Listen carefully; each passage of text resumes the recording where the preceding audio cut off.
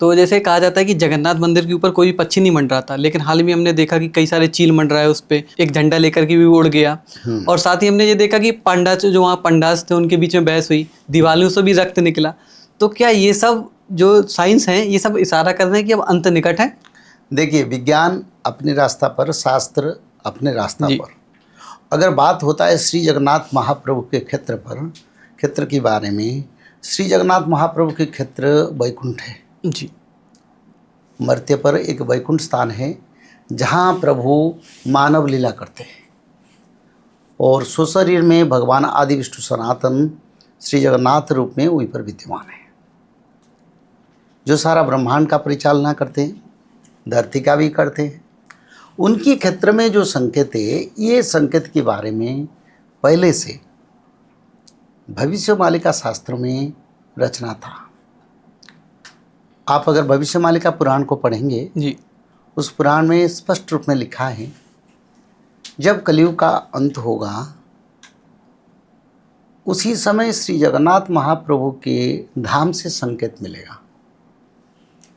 ये नहीं लिखा भारत में 4 धाम भी है, पर स्पष्ट रूप में जगन्नाथ धाम के बारे में रचना है। जगन्नाथ धाम से संकेत मिलेगा। क्या संकेत मिलेगा?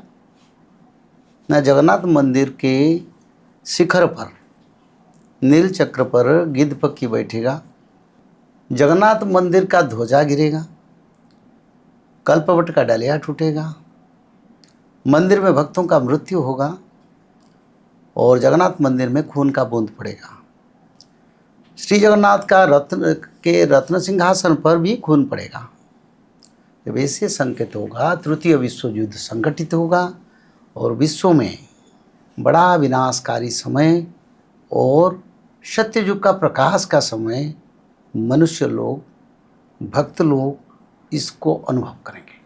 तो ये सब संकेत जो है ये तृतीय विश्व युद्ध की शुरुआत के संकेत दे रहे हैं, जैसे आपने बताया कि ये युग परिवर्तन, एक युग का, सत्ययुग का आगमन का संकेत दे रहा है और कलयुग का पतन का संकेत दे रहा है।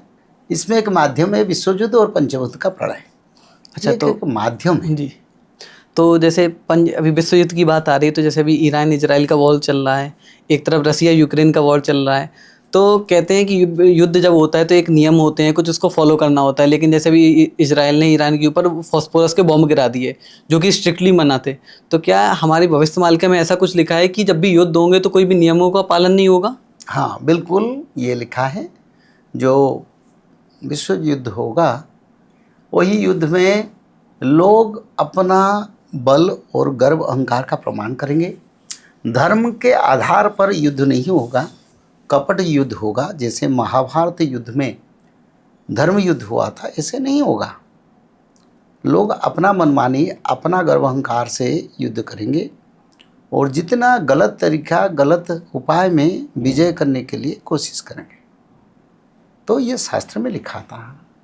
ऐसा नहीं होगा तो पृथ्वी पर अधर्म और धर्म का कैसे प्रकाश होगा जी। और ऐसे होने से भगवान भी आएंगे और भगवान आके धर्म रक्षा भी करेंगे। ऐसे ही तो ईरान में भी एसिड रेन भी हुआ है कि जब बारिश हुई है काले पानी की जिसके पीएच लेवल 3 था, तो जब जिसको एक तरीके से एसिड रेन की बात हो गई, एसिड बारिश। तो भविष्यमालिका में ऐसा भी लिखा है कि जब अंत होगा तो एसिड रेन होगी या फिर इस टाइप का कुछ होगा? ये लिखा था। धरती जहरीला बन जाएगा, वायुमंडल के सांस लेना मुश्किल होगा। लोग सोचेंगे चाहे मृत्यु भी हो जाए ऐसी स्थिति में कैसे बचेंगे। और ज़्यादातर यूरोप, अमेरिका, एशिया महादेश में बहुत देश में ऐसा स्थिति आगे होगा। तो क्या न्यूक्लियर वॉर की तरफ भी जा जाएगा?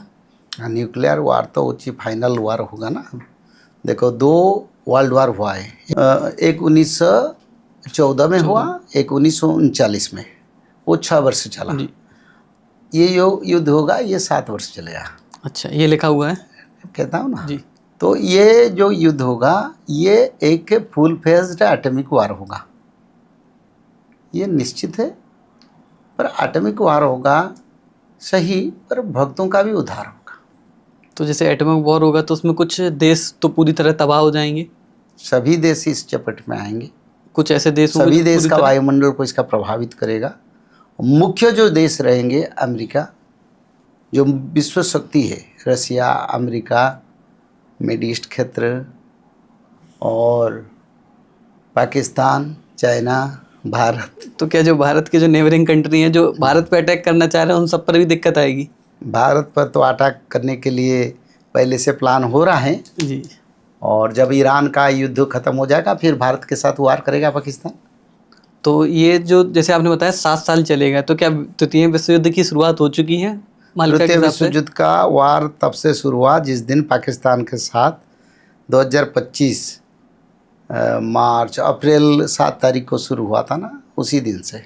हाँ, 7 साल तक चलेगा। कहीं शास्त्र में लिखा है 13 वर्ष भी चलेगा। अच्छा। यूक्रेन वार से 13 वर्ष होता है 2032। जी।